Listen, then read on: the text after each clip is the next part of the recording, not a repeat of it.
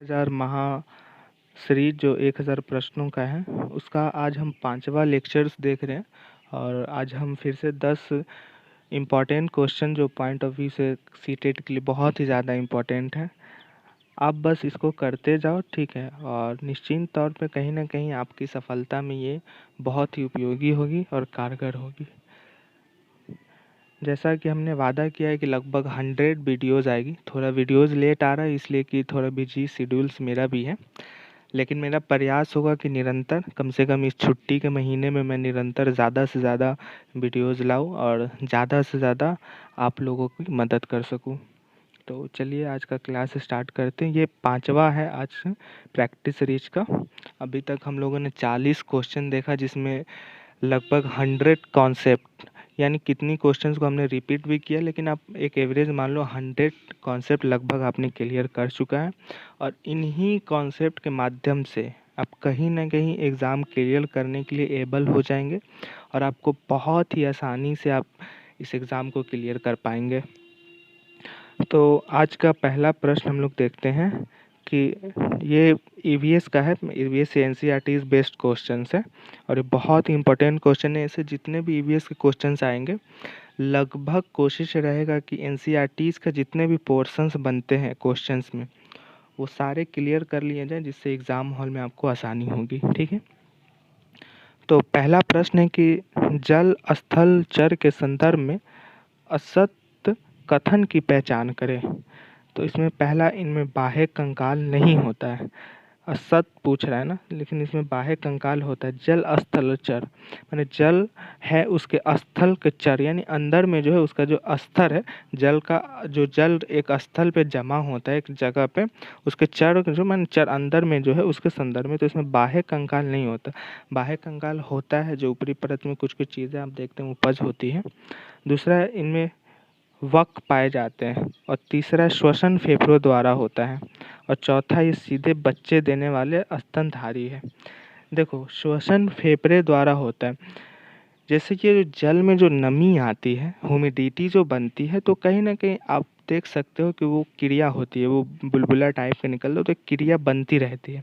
तो ये भी सी ऑप्शन भी सही है, इसलिए इसका ऑप्शन डी सही हो जाएगा। इसमें क्वेश्चन से पूछ रहा है कि इनमें कौन असत है, तो हमें असत की पहचान है। आप जब भी क्वेश्चन बनाए तो सत, असत, नहीं या सही, इन सब चीज़ों को ज़रूर अंडरलाइन कर लें, जिससे आपको प्रश्न में उलझन नहीं होगी, प्रश्न को आप आसानी से समझ पाएंगे और आप सही करने में सक्षम रहेंगे, ठीक है। तो पहला का आंसर हो जाएगा डी। दूसरा प्रश्न है कि सेब का कौन सा भाग खाया जाता है? पुष्पासन, भ्रूणपोष, परिदल पुंज या बीज? तो ये डायरेक्ट क्वेश्चन है, आप जब एनसीईआरटी पढ़ोगे तो इसमें ये डायरेक्ट है कि सेब का भाग जो खाया जाता है वो पुष्पासन होता है, ठीक है। यानी ऊपरी जो आप देखते हैं कि पत्तों के बीच में जो क्या होता है, ये सेब, उसी को खाया जाता है। जो पुष्प फूल के माध्यम से जो बनता है, एक फल जो बीज बीज आप बोलते हैं, लेकिन एक फल जो लेता है पहले वो फूल बनता है और फूल के बाद वो फल का आकार लेता है, ठीक है। तो उसी को कहा जाता है। तो इसका पहला, दूसरा प्रश्न का सेब खाया जाता है वो पुष्पासन हो जाएगा। तीसरा प्रश्न है, शैवाल के अध्ययन को क्या कहा जाता है? तो ये तो डायरेक्ट फाइकोलॉजी कहा जाता है शैवाल के अध्ययन को। शैवाल होता क्या है? देखो, जब आप गांव में भी देखते हो जो शैवाल जो होता है वो पीला जो हरा हरा टाइप का रहता है, जैसे आप कल पे देख सकते हो। तो वो जो देखते हो कभी कभी जो काई कहते हो आप, तो काई तो खैर मिट्टी का होता है, लेकिन आप देखते हो उसमें हरा हरा टाइप का काई ही कह लो लोकल भाषा में। तो काई को ही साइंस के भाषा में उसको शैवाल कहा जाता है, ठीक है। तो शैवाल के अध्ययन को हम लोग फाइकोलॉजी कहते हैं। तो इसका आंसर हो जाएगा सी। ये सब बहुत इंपॉर्टेंट प्रश्न है, डायरेक्ट ये सीटेट के एग्ज़ाम में आने के चांसेस हैं। तो आप प्रयास करेंगे कि इन प्रश्नों को याद कर लें, ठीक है। पक्षियों के संदर्भ में असत कथन की पहचान करें। ये समतापी प्राणी है, इनका हृदय 3 कक्षीय होता है, श्वसन फेफड़ों द्वारा होता है और आगे वाले 2 पैर उड़ने के लिए पंखों में परिवर्तित हो जाते हैं। देखो, पहला डी जो ऑप्शन है ये सही है, क्योंकि उसका जो आगे वाला जो पैर होता है उसी के सहारे वो उड़ता है आसमान में।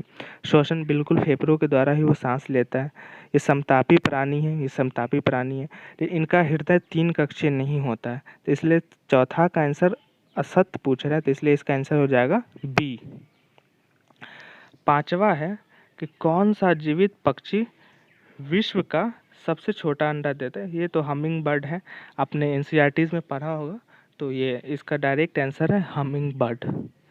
ये प्रश्न आई थिंक मुझे लग रहा है कि 2021 का पेपर में पूछा था, क्योंकि मैंने एग्ज़ाम दिया था दिसंबर वाला, तो उसमें ये शायद ये प्रश्न आया था। ठीक है, तो इसको भी आप याद कर लें, क्योंकि रिपीटेड क्वेश्चंस आते हैं सीटेट में। अब तो पहले जितना ज़्यादा नहीं आते, लेकिन हाँ फिर भी 10-20 क्वेश्चंस घुमा फिरा कर आ ही जाते हैं, तो आप प्रयास करेंगे कि इसको याद कर लें। आज का छठा प्रश्न है, ये डायरेक्ट है, ये आपका एनसीईआरटीज में जो कहानी है उससे ये प्रश्न उठाया हुआ है कि रमा ने अपनी माँ को अनाज रखे लोहे के ड्रम से नीम की सूखी पत्तियां रखते देखा।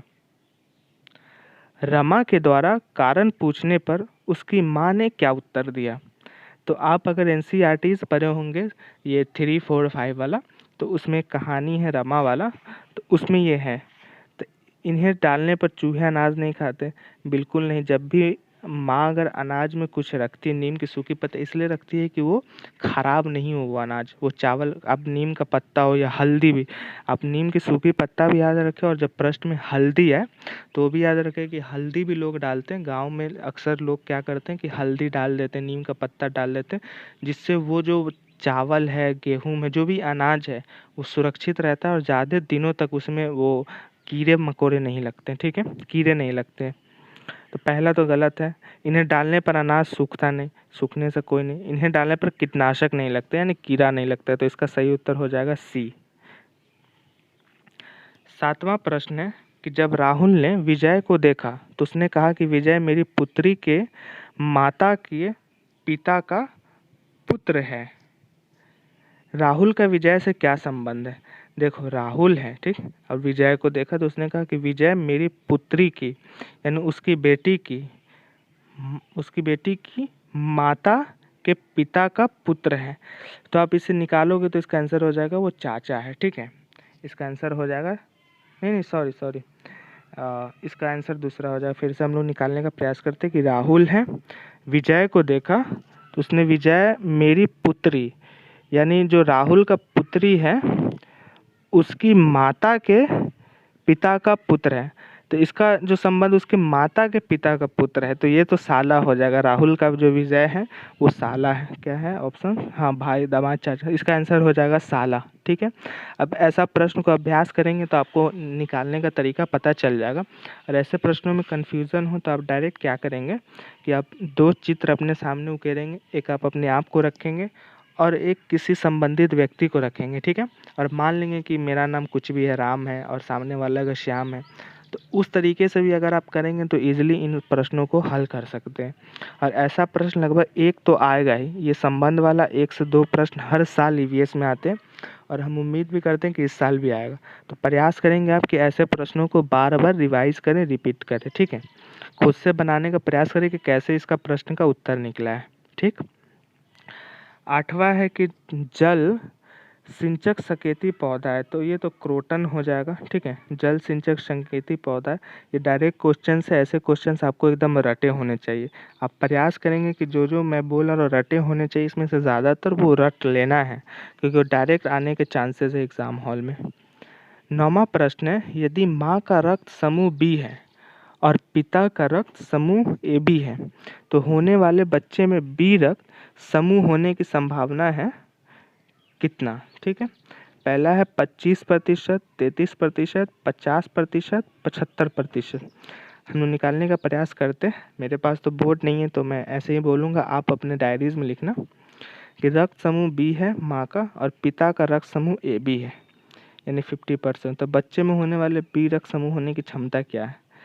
तो आप, मैं अभी यहाँ निकाल रहा हूँ, तो मेरे ख्याल से 33% इसका होना चाहिए। आप ऐसा आप निकाल के देखेंगे, ये थोड़ा लॉजिकल बेस्ड क्वेश्चन है, मैथमेटिक्स टाइप का, तो इसे आप निकालेंगे तो इजीली निकल जाएगा। ठीक है, आप प्रयास करेंगे, एक ए रखेंगे, एक बी रखेंगे, और दोनों को कॉमन निकाल के जो उत्तर आएगा वही इसका आंसर हो जाएगा। ठीक है, आज का लास्ट प्रश्न है कि बैल और गाय के आश्रय को किस नाम से जाना जाता है। तो इसका तो आंसर हो जाएगा साइबान। बैल और जो गाय रहते हैं उसका आश्रय मानो जहाँ रहता है, जहाँ पे वो उसको रखा जाता है, तो उसको साहिबान कहते हैं। ठीक है। तो साहिबान जो है वो बैल और गाय के आश्रय को कहते हैं। और इसमें जो दऊबा है, दऊबा उसे कहते हैं जो आवारा पशु जो होते हैं, जो आप देखते होंगे रोड सड़क पे रहते हैं, उनके जो इधर उधर घूमते रहते हैं, वैसे पशुओं को दऊबा। और बाड़ा भी उसी को कहते हैं। दऊबा और बाड़ा जो है वो दोनों आवारा पशु इधर उधर जो रहते हैं, या उसे कहीं आश्रित मिल गया, कहीं रह रहा है, या कहीं इधर उधर घूम रहा है, तो उसे दऊबा और बाड़ा दोनों एक ही कहते हैं। और जंगल आप जानते हो जहाँ पे सारे पशु रहते हैं। ठीक है। तो इस तरीके से आज ज़्यादा लंबा वीडियो इसलिए नहीं हुआ कि आज कुछ था नहीं इसमें। ठीक है। ये इसमें ज़्यादातर थे ऑब्जेक्टिव से डायरेक्ट रटने वाले प्रश्न थे, तो आप इसमें याद कर लेंगे ज़्यादातर जो भी प्रश्न है। जैसे ये पहला वाला जो प्रश्न है जल स्थल चर वाला, इसको रट लेंगे। सेब का कोन, इसको भी रट लेंगे। शैवाल के अध्ययन वाला भी रट लेंगे। ये आप नहीं भी रटेंगे तो बन जाएगा, क्योंकि ये पेडागोगी टाइप का प्रश्न है। ये तो ज़रूर रट लेंगे, सबसे छोटा अंडा कौन देता है। और ये नहीं रटने की ज़रूरत है, ये भी नहीं रटने की है। हाँ, इसे रट सकते हैं। जल सिंचक संकेती पौधा जेट्रोफा है। सॉरी, ये इसका तो वो है ना, हाँ, क्रोटन है इसका आंसर। ये भी याद रख लेंगे। और ये वाला भी याद रख लेंगे, और कहीं साइड में लिख लेंगे कि दौबा और बाड़ा किसे कहते हैं। ठीक है। आवारा पशुओं को जो रखा जाता है इधर उधर जो घूमते रहते, बस आप याद रखेंगे तो प्रश्न इजीली हल हो जाएंगे। तो ठीक है, इसी तरीके से आज हमने 10 महत्वपूर्ण प्रश्नों को देखा, और उम्मीद करता हूँ कि आप अच्छे से स्टडी कर रहे होंगे, पढ़ाई कर रहे होंगे। और सबसे ज़रूरी बात है कि स्वस्थ रहने का भी प्रयास करें, क्योंकि अगर सेहत नहीं रहेगा तो आप पढ़ नहीं पाएंगे। ज़्यादा दिन एग्ज़ाम का बचा नहीं है, लगभग मुझे लग रहा है कि 3 महीने से भी कम दिन है। ठीक है। तो आपका प्रयास होना चाहिए कि ज़्यादा से ज़्यादा रिवीजन करें। जितना कम आप क्लासेस जाओ अच्छा है। इसलिए अच्छा है कि अगर आप खुद से चीज़ों को नहीं समझोगे तो ये एग्ज़ाम पास होंगे नहीं। ये एसएससी का एग्ज़ाम है नहीं कि आपको जीएस रटना है, बाबर का नाम क्या था, कहाँ से आया था, कब जन्म हुआ था, कौन कौन से युद्ध लड़े थे। तो ये इस टाइप का एग्ज़ाम है नहीं।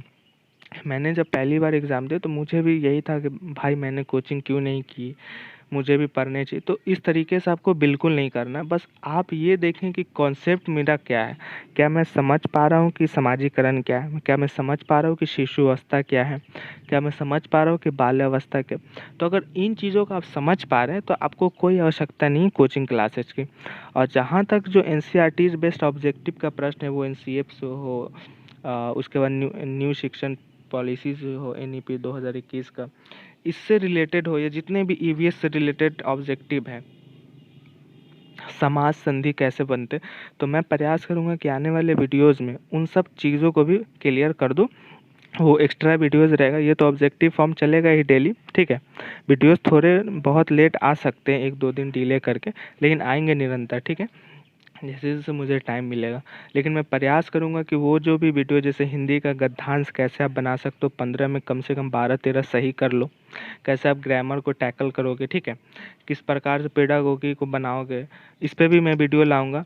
कैसे मैथ को नहीं 15 तो कम से कम 5-10 प्रश्न जो रिपीटेड होते हैं, बस उसका फॉर्मेट आपको याद रखना है।